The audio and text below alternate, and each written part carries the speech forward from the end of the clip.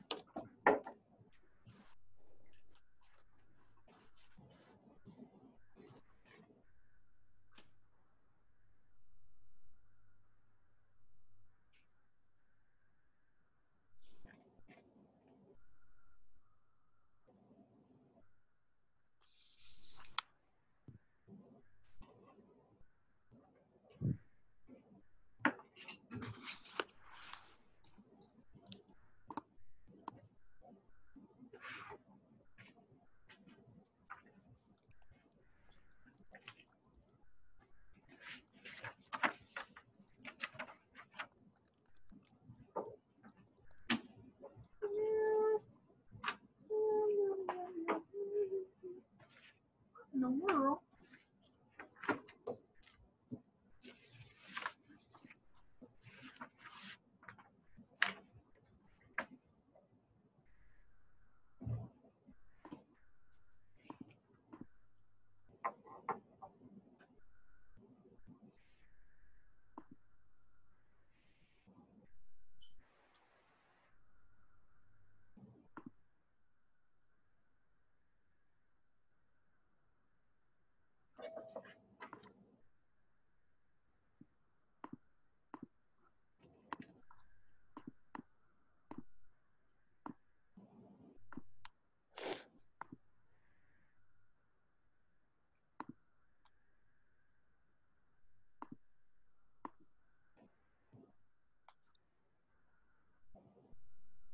Hey, Kelly. Hey, Candace.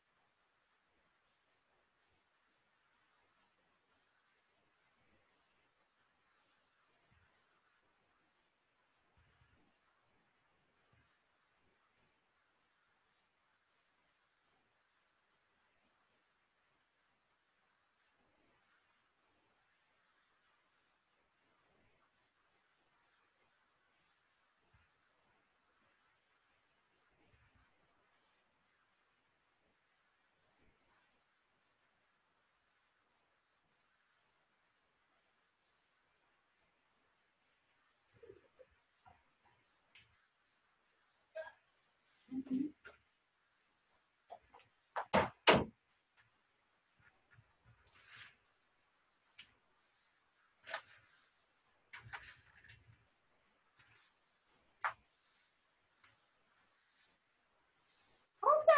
Oh, just 2 people. Wow. This is going to be interesting. We have 2 people, Kelly and Candace. Can y'all hear? Hello? Yes, ma'am. Oh, This okay. is Kelly. Okay, Candace said yes, and Kelly can. Let's get started. Well, I see 4:59. Y'all want to wait a minute? That's fine. Okay. I'll go ahead and share my screen.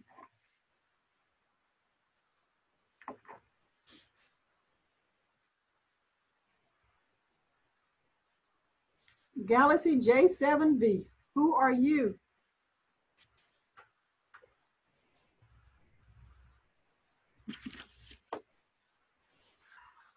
Okay.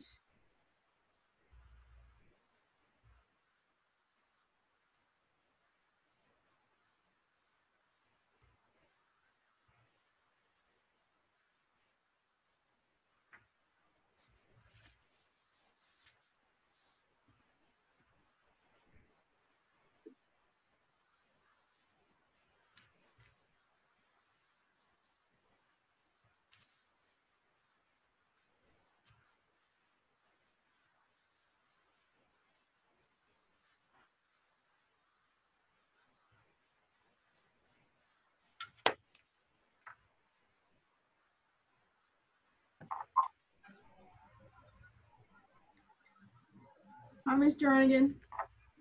Hey, Dr. Bell. Doing okay? Doing great. How about you? I'm doing just fine. Okay, I have 5 o'clock on this end. Can y'all see my screen for task 1? Yes. Good, so let's get started. Okay, task 1, as most of you know, all student teaching interns have to complete the this performance assessment. It's the practice performance assessment for teachers. What we have done, there are 4 tasks, as most of you know. I was trying to find those for you. But anyway, we have tasks 1, 2, 3, and 4, and we've embedded all those tasks within the education classes.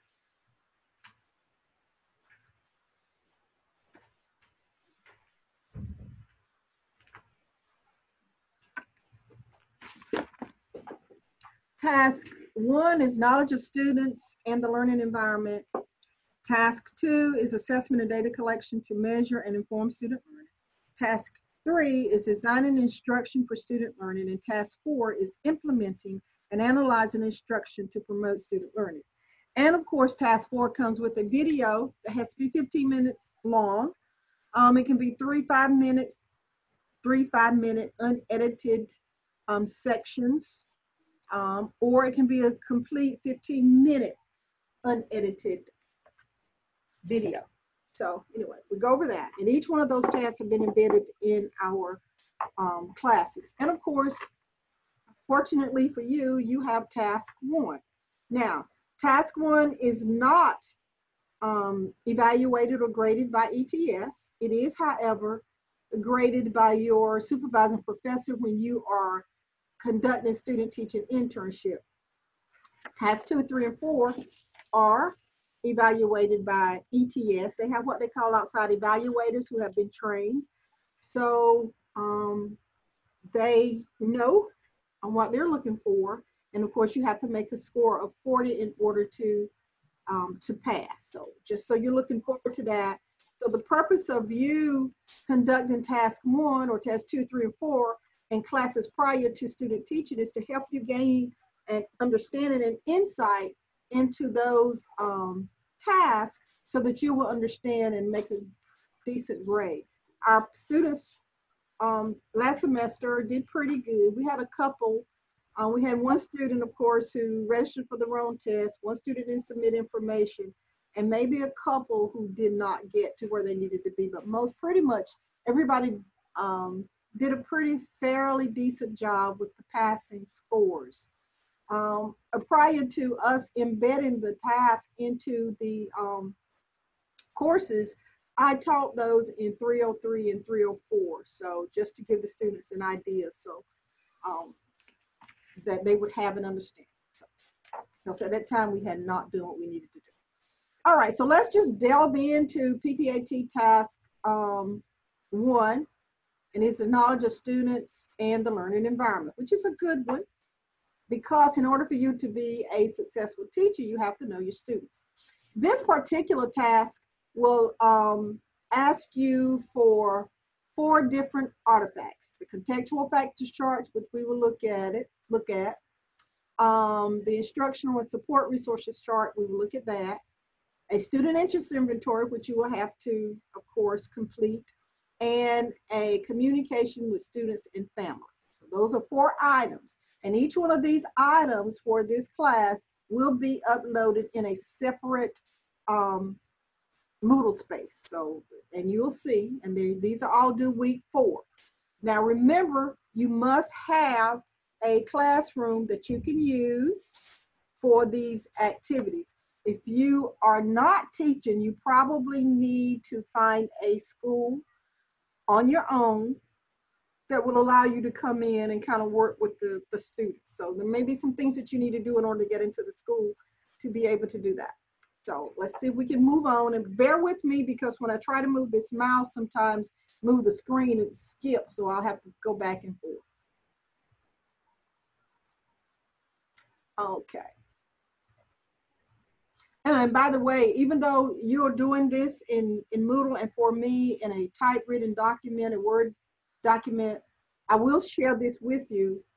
This says a written commentary of a maximum of 21,000 characters.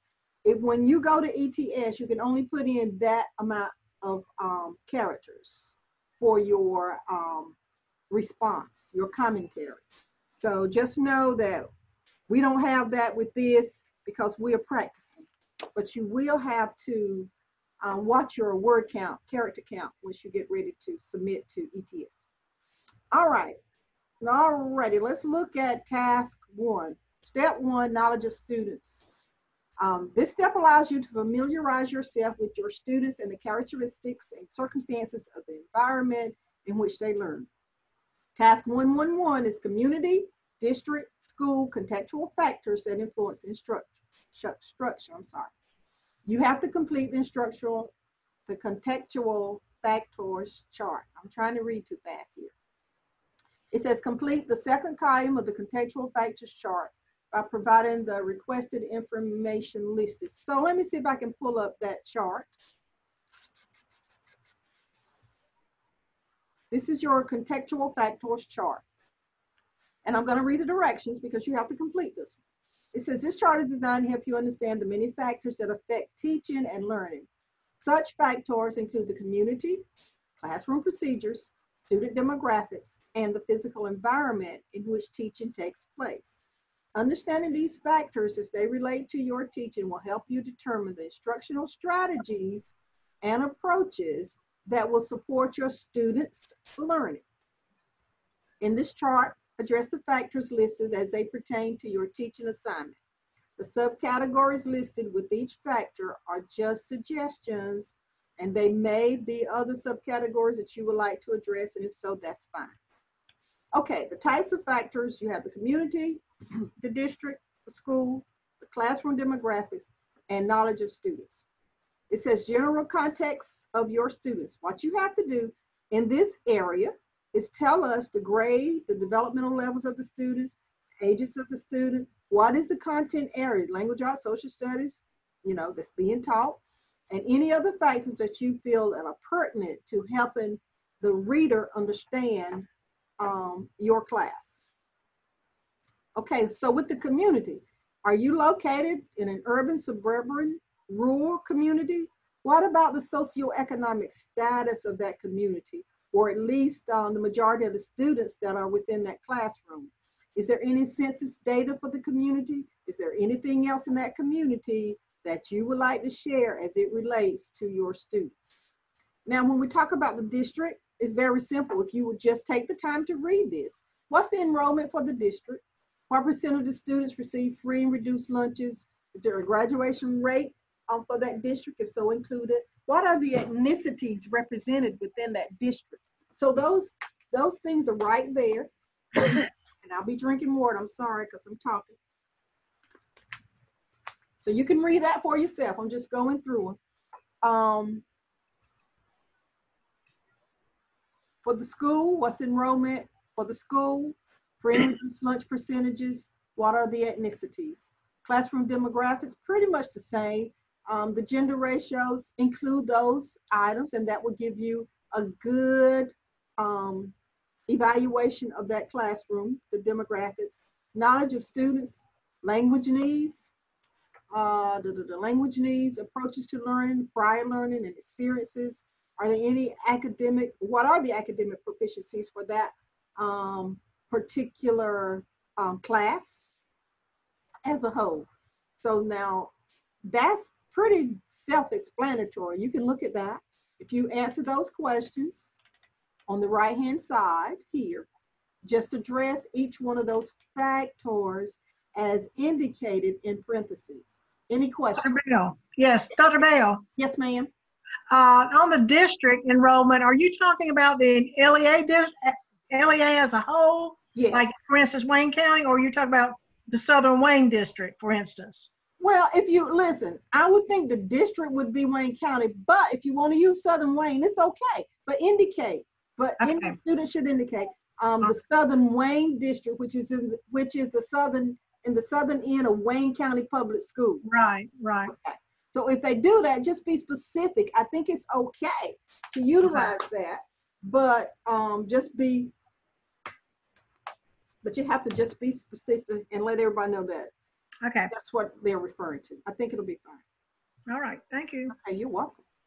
Now, what I've done and I sent out today, the guiding prompts are what's very vitally important. So what I did today, and I sent it to you, I developed a checklist because you would do extremely well with this prompt if you answer the guiding prompts and answer them thoroughly. You can't answer part of the prompt, not answer the other part, and you are getting the practice now, because whenever you submit to ETS, they're going to look for all of this information. So what I did, I developed sort of a checklist. Let me see if I can share this.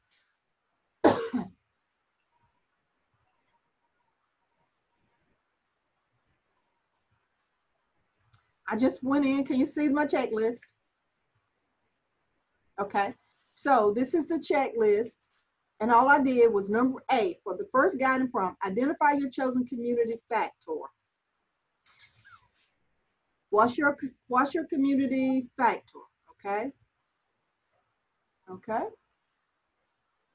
All right. And once you identify that, write it to the side, check off A. B, it says, based on your chosen community factor, identify and describe one possible instructional strategy that you could use in your classroom to further student learning. Now let's talk about what an instructional strategy is. An instructional strategy is very simply the methods, the techniques, or the procedures, or maybe even the processes that you use during instruction to help students become strategic learners, help them become independent. In other words, those are the strategies that you use to help them to learn whatever it is that you're trying to teach, okay? And if you didn't get my definition, go online, look up one that sounds similar to what I just shared with you. And then you are to provide a rationale that explains how the identified strategy connects to the chosen factor, how this strategy connects to the factor. Then you also have to, same community factor, identify a learning activity. Now, when we talk about a learning activity, we're just talking about how you engage the students in order to reach the goal that you have set for them. You have a strategy, and then you have a learning activity. Let's say that the strategy is cooperative learning. I'm going to have a cooperative learning group today. Well, in my cooperative learning group, the learning strategy or the learning activity might be getting the students together to solve a tangram, okay? They're gonna solve a puzzle, but they're gonna work together. So there's a difference. You have to know the difference between a teaching strategy and an instructional strategy. Remember, the instructional strategy is the strategy that you use to engage your students in the learning process, okay? And I think we will have, I may read over some, if I don't forget, I'll come back and give you some instructional strategies and maybe share with you some teaching strategies. So all you have to do is continue through these guiding prompts and answer each one. Then you look at your district factor. What factor from that chart will you use to identify and describe an instructional strategy, okay, and also an instructional strategy that connects to the chosen factor, something that will connect to that. And I think maybe if I don't, let me put this down, maybe find a sample for you to share. Again, as I said, if you go through all of these, and these really, whatever you do for community, you're going to do for the district. What you do for the district, you're going to do for the school. It's the same as an instructional strategy and an instructional strategy and a learning activity for each one of those, okay? And make sure you provide a rationale, okay? And I didn't read through those because going back through, if you will read, and the rationale just tells us why you thought that this learning activity or this instructional strategy would work for the students, okay? All right, then text box 112, classroom demographics and knowledge of students. Identify your chosen classroom demographics. Based on your chosen classroom demographics factor, identify and describe one possible instructional strategy that you could use in your classroom to further student learning. Provide a rationale that explains how the identified strategy connects to the chosen factor, okay? Then it says, based on your chosen classroom demographics factor, identify and describe one possible learning activity. So we have a learning activity. One is a strategy and one is a learning activity. And we just talked about what the teaching strategies were and what the learning strategies were. It's repetitive. It's repetitive. You have to do the same thing for each one of those factors, and provide a rationale. And the only reason I did it, it's the same thing. I just copied and pasted it. I did this for you because what I want you to do is, as you do A, check it off that you've done it. B, check it off that you've done it. C, D, E, and all the way down the line. But you have to read through these.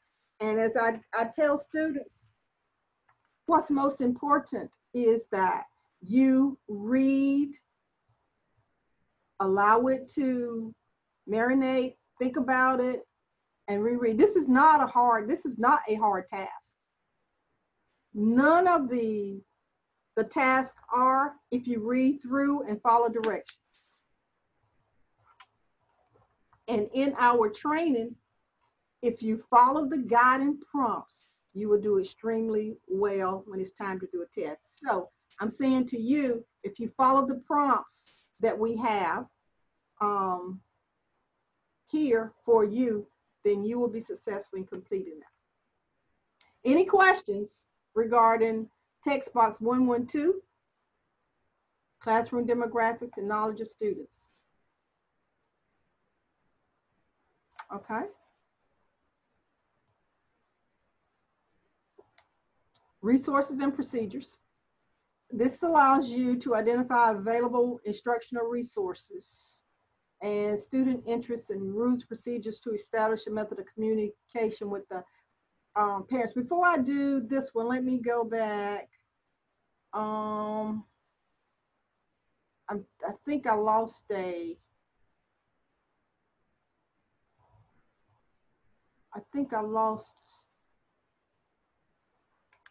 chart. Instructional task 1. Oh, contextual factors. Instructional. Okay. I want to share with you the contextual factors chart. Okay, so here's the contextual. You have two charts, the instructional resources, and then you have the contextual factors chart. It's designed to help you understand the many factors that affect teaching and learning.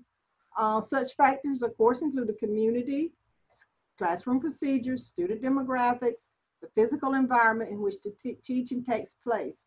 Understanding these factors as they relate to your teaching will help you determine the instructional strategies and approaches that will support your students' learning. Okay, there are subcategories listed that will help you complete this chart. General context of your students, what's the student's grade, developmental levels, the age and range of the students, the content area that you are teaching. Community. Okay, this is contextual factors. The other chart, oh, I did contextual. Okay, I'm sorry. Let me go back. I apologize. I'm sorry. Wrong one. This one. Okay. I'm sorry. The instructional and support resources chart. You got to list the range of resources available in the resource in the area. For example, the community. One example and location, what is one type of resource that is available in your community for your students?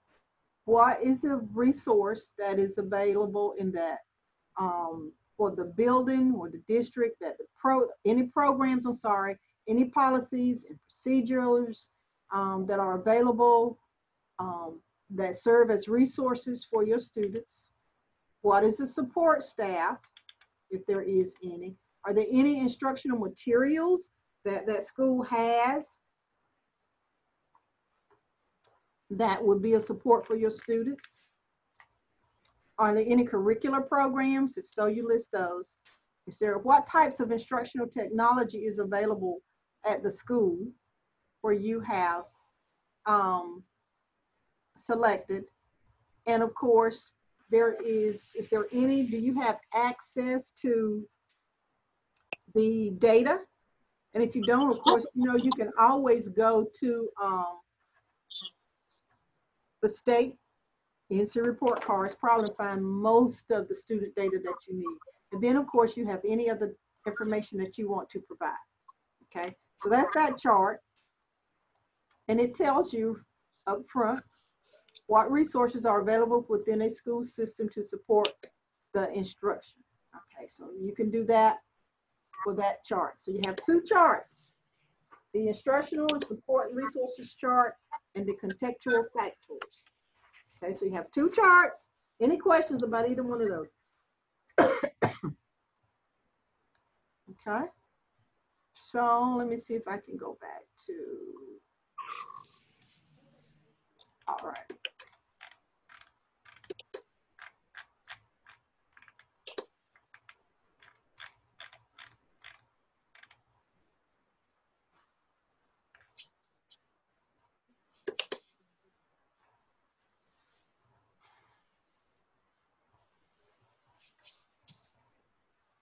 Okay, so now remember you have those two charts,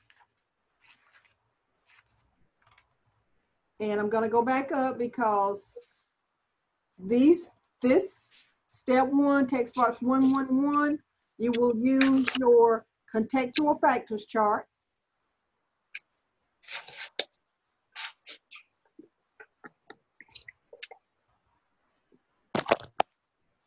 And resources to enhance student learning, you will use the other chart, the instructional support resources, okay? It says it right there. All right. Now let's look at, I do want to look at that, and I want to read those. Select two resources from the completed chart and describe how you would use each in your classroom to support student learning. Select a particular characteristic that you listed under knowledge of students in the contextual factors chart.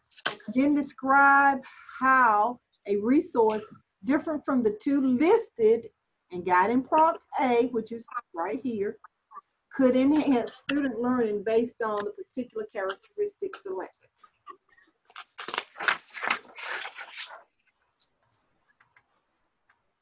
Student interest inventory. You may create or you may find one that has already been developed for you. I don't care. It matters not to me. If you create one or if you decide you want to find one on your own, you may do so. Based on the compilation of information from the whole class. So you provide the interest inventory to the whole class, then you analyze one example of how this information would influence an instructional decision that you would make in your classroom. So you're going to give the student interest inventory to everybody, okay? And then you're going to go back and analyze how give one example of how this information would influence an instructional decision. For example, if you just did an inventory with learning styles, and if the majority of your students were auditory learners, you would identify that and say, well, since they're mostly auditory, most of the lessons will be done in that format. However, we know we can't do them all that way, but I'm just using that as an example because they would want you to explain why you would utilize that. And of course, do your research. It helps to do the research. That's all you got to do is do the research and share it out. And then they want you to use one student's completed interest inventory and analyze how you would use one item from the inventory to promote the student engagement in learning.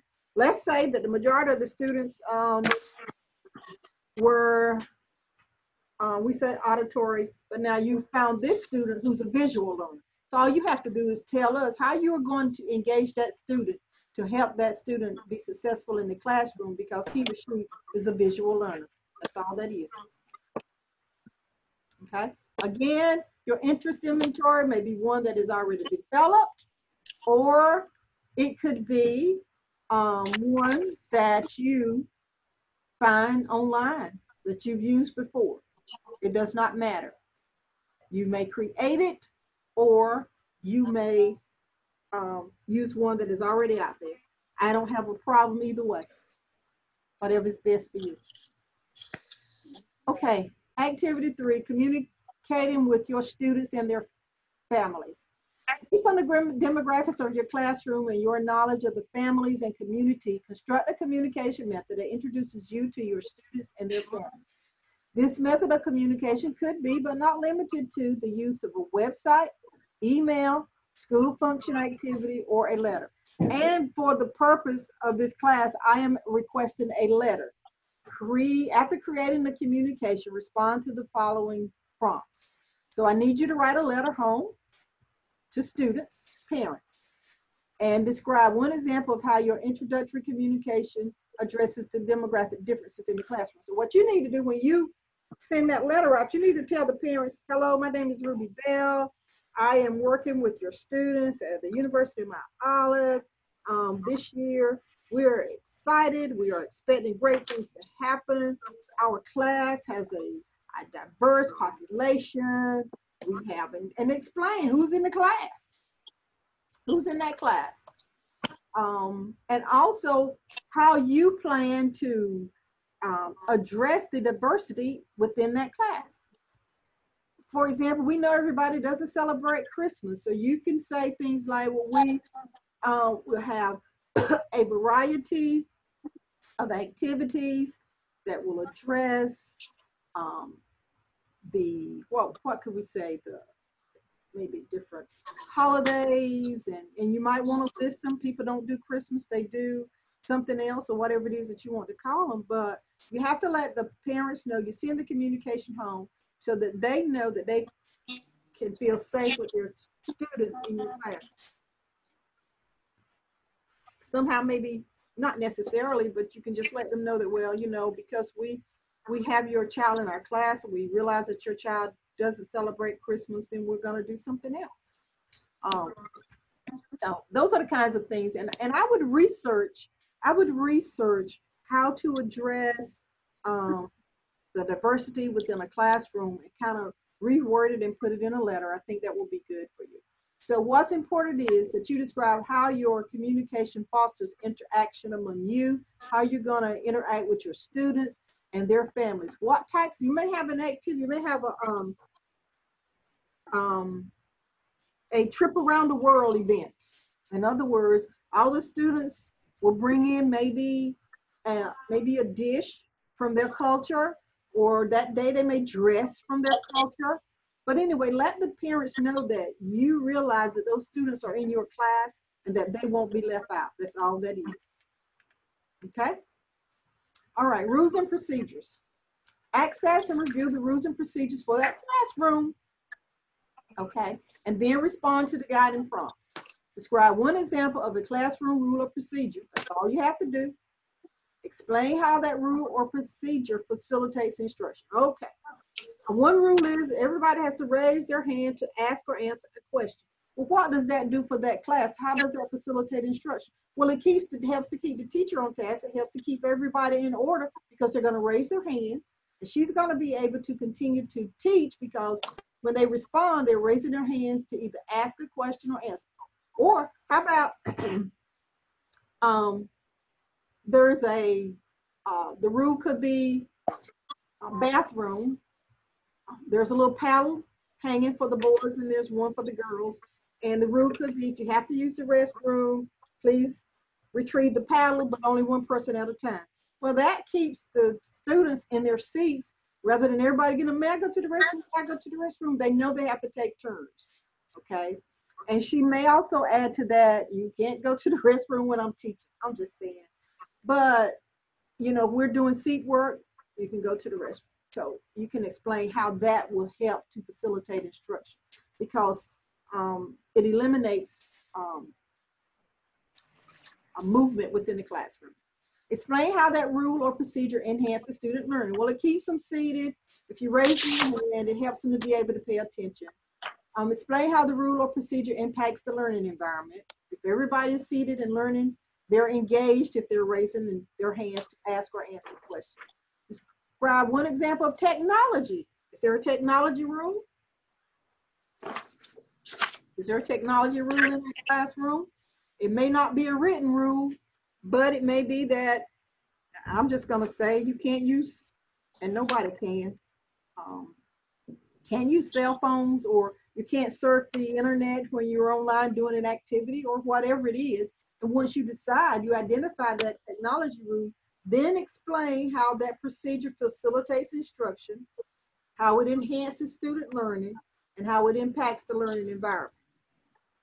Okay, now, as a side note, PPAT or ETS asked you to do either explain the procedure that facilitates instruction, the rule that facilitates instruction, whether it either enhances student learning or impacts the learning environment.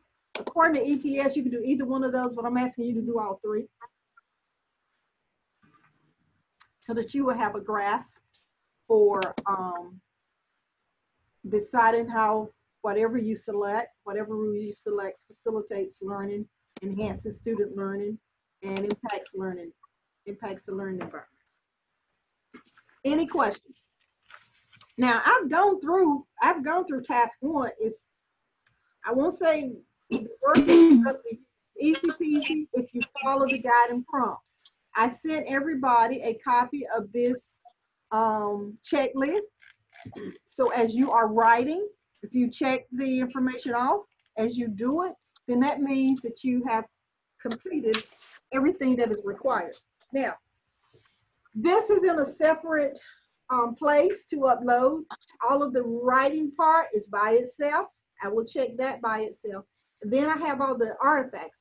That's pretty easy. I can look at those really quickly and see that you've done what you needed to do.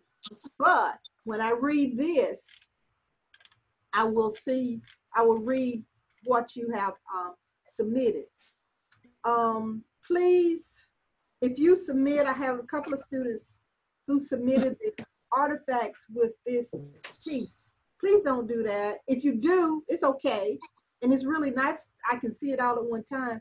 But I also need you to upload your artifacts where I've asked you to upload them because you get a grade for that. So make sure you do that. This is due week 4. If you don't have a school, please find one close by your house so you don't have to travel far. Someone has a question? I do, Miss Bell. Mm-hmm.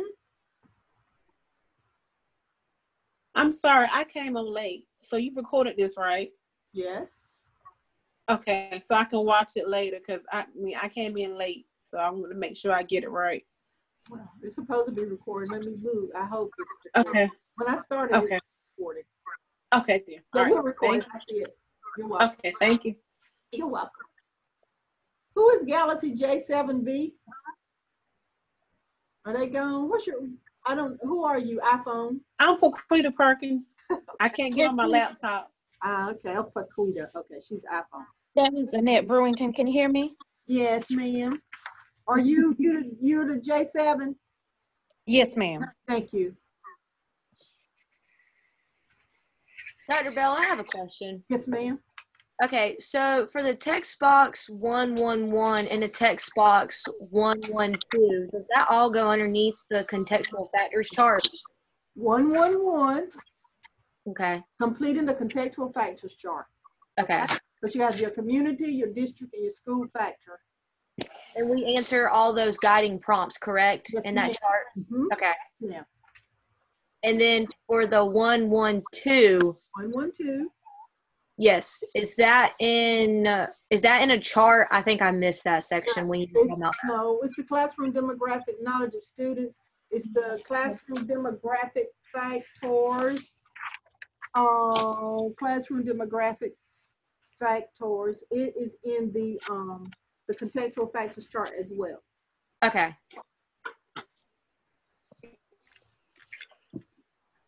It says knowledge of students, classroom demographics, and that's on that classroom demographics, knowledge of students. They're both on, can you see?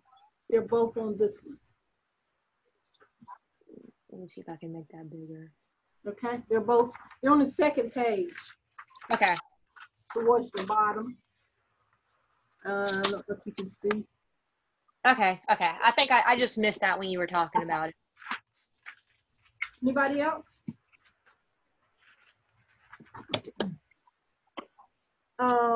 Strategies, I said I was going to talk to you about some of those.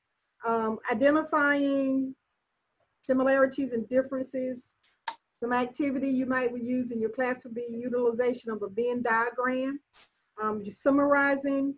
You can have students to do what they call read, recall, check, summarize anything that you've had, or have them to write a summary. Sometimes we summarize by asking students to do exit tickets. Cooperative learning, of course, students can be in groups discussing activities. There's also Think, Pair, Share. Some of you might be familiar with that one. They can, what they call carousel brainstorming. Everybody goes around and just shoot out answers within the group or suggestions. Of course, another activity is note taking. Another strategy, students can use advanced organizers, like they know what I want to know, the KWL charts. You can just look up things, pattern puzzles. Also, you can still use, it says Think, Pair, Share, of course, with that. So there are lots of things you can do. You just have to know the difference between your teaching strategy, your instructional strategy, and your learning activity, And those two are important. So you just need to solidify those two in your head so that you can identify the information that goes along with those. As I said before, and I'm repetitive, I sent the check sheet to you So make sure you use it, print Mhm. it off, and use it as you write your commentary, okay, to be uploaded. Any questions? Is it clear as mud or clear as water?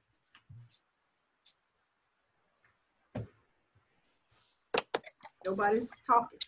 It's a lot of work It's as clear as it's going to get right now. right now. Okay. I know, I understand. But it's actually now, if you take your time, as I said, take your time and read. Don't try to do it all. Week 4, pace yourself, do a little bit at a time, and I think you can get it done. If you get your charts done, it's very easy to write your communication letter. It's very easy to find an inventory, but you do have to administer it. So that's the difference. And if you do the best you can, this is just practice. So if you can only get your hands on 4 students, hey, but just let me know that you were only able to find 4 students that you could administer it to. Okay. Okay? Questions, comments, concerns? I have a different question. Is all of our assignments due at 11:59 a.m. on Saturday, or is that supposed to be p.m.? It should be 12 o'clock, 12 midnight, and that's what they told me. That's what they told me to do, 11:59. So Okay. it's 8 in the morning. Okay. Because p.m. lunchtime is p.m. So it's due Saturday night by midnight. Does that help you? Yeah, because when I went to turn in one of my assignments, it said I had like 30 minutes left on it, and it was at like 11:30 in the morning, like it was before lunchtime. I know. I don't know what happened. I did what I've been doing in the past. I checked that, but I looked at the time that the people submitted it. I didn't take off any late credit. Okay. So it's due like right before midnight, correct? Yes, ma'am. Okay.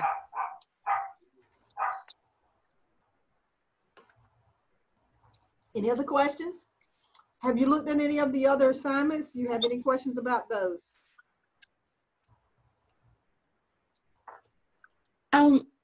Miss B, I'm trying to find out that information right there. I'm pulling it up, but this computer is so slow at the library. It's not coming up yet. Okay. That PowerPoint. What you looking for? The PowerPoint is had up. Oh, you're talking about the ETS information or that piece that I typed? Which are what The piece that you typed. I found the ETS. I got that. Okay, this piece. Okay. This piece? Yes, ma'am. I sent that via email. You're trying to pull it up? Okay. Okay. Now I did print out the list that you sent. Now I got to go back and find that one right here then. Okay. Okay. Well, thank you. You're welcome. Let's see. Ms. Bell, Yes, you said you sent it through email. I can't find it in my email. I sent it out this afternoon. Who was that was just on? You have yours via email? It's at the very bottom of the Oh. email. You have to download it. Oh, it is. Oh, okay. Okay. I'm gonna check it Okay. again. Okay, thank you. All right. You're welcome. Thank you. You're quite welcome. Quite welcome. Okay, let me see. Share. Course syllabus. I'm sorry. Course share. Y'all see Moodle? Can y'all see my? Yes, ma'am. Okay. All right. So we have here task 1. That's where you're going to put all that information we just discussed. And of course, these are the 4 artifacts that must be uploaded separately. As I stated before, I don't mind you putting those artifacts with this task, but I do need them uploaded here as well, okay? Week 2, cultural diversity. This is the brown-eyed, blue-eyed experiment. Of course, you just view that. If you can't, if that doesn't open for you, I just need you to Google that brown-eyed, blue-eyed experiment by Jane Elliott, and all you have to do is summarize. I do your Prezi. I prefer Prezi presentation because we do PowerPoint, but if you can't get Prezi to work, then I will take a PowerPoint, but I'm looking for the Prezi presentation. I think there's some terms. I hate to open it up. Okay, using Prezi presentation, develop a presentation to define and explain how each of the terms listed below is manifested in school. Okay, diversity, what's the definition? Pretty much is all that I asked. Okay. All right. Societal context for schooling. Identify and explain the complexity of societal factors that can affect student achievement. We're going to do diversity. You're going to talk about at-risk students. You're going to talk about dropouts. We're going to discuss a few health issues, and then we're going to discuss bullying, violence, and theft. All of these affect our students' attendance at school. Week 4, resiliency. If you read that, you will find out what that assignment is. There are 2 videos, Marva Collins and Black in America 2, Dr. Steve Perry. You will summarize both of those. And then those listen and explain Paris 10 principles. There is a specific list. So don't miss out on that because I will mark you out if you don't get those 10 principles. Laws and policies affecting schools, teachers, and students. Here they are. I need you to identify. Okay.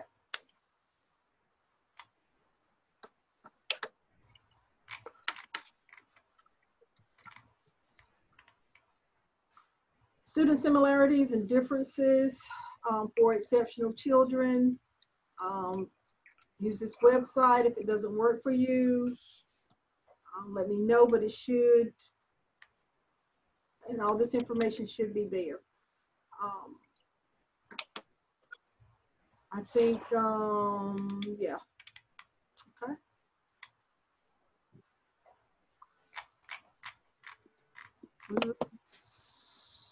And more students. Now, if you don't, sometimes West Ed, this will not open for you.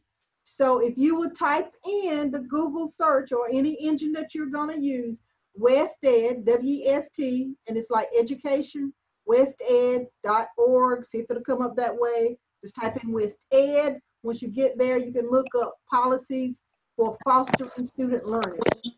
Okay, so be proactive. If you hit this, and then sometimes it comes up for me and sometimes it doesn't, but if it doesn't come up for you, research it.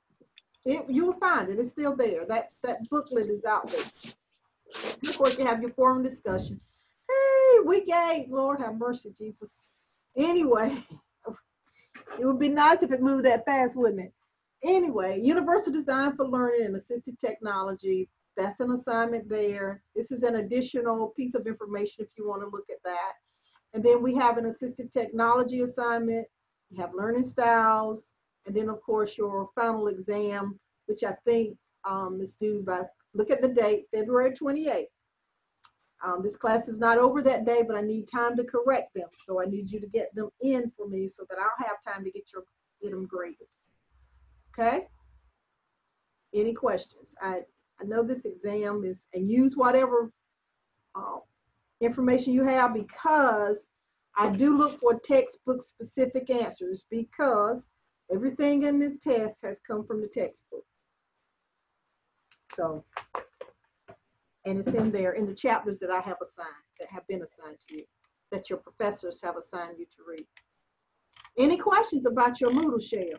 And thank you for the time. I'll go back and double check that. I don't know what happened.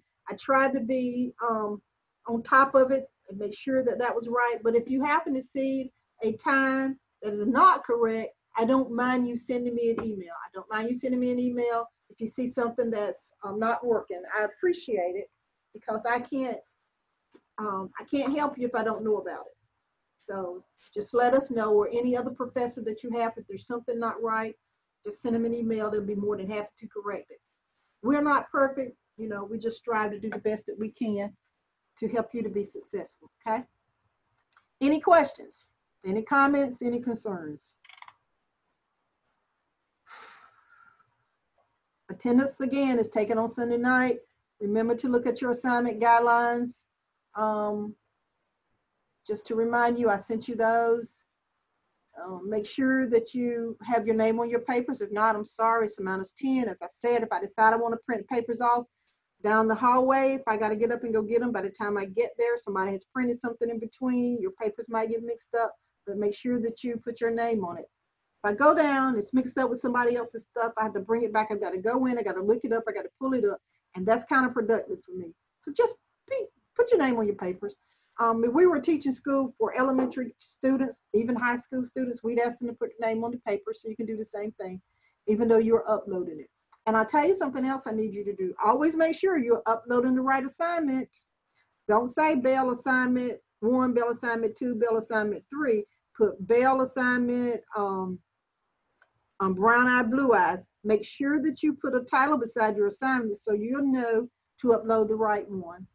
Make sure you copy and paste the instructions from Moodle, whatever your instructions are, into your assignment. Let me tell you what that does for you.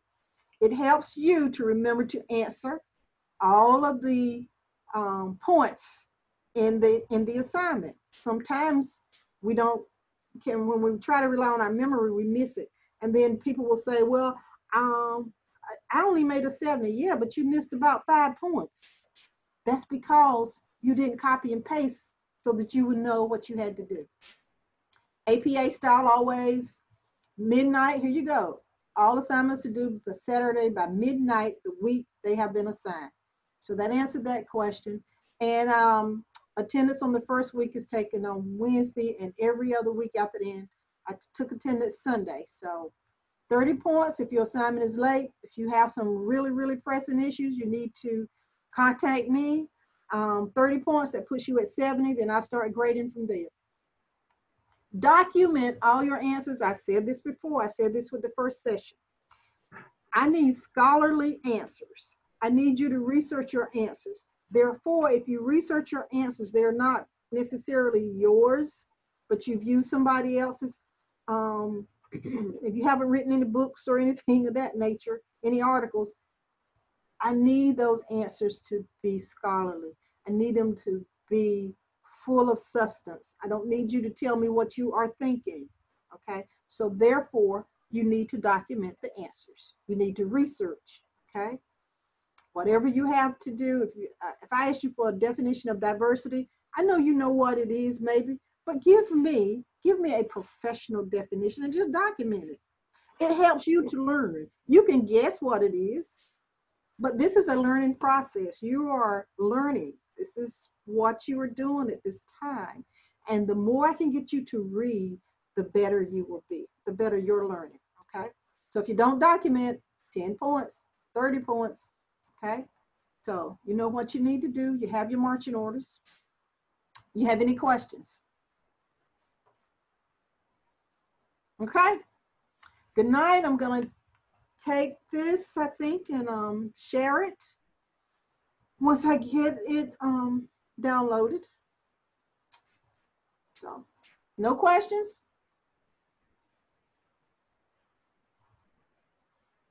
Okay. No, you're quite welcome. Good night. Ms. Jernigan, you need to call me, please feel free. Okay, thank you. You're welcome. Thank you.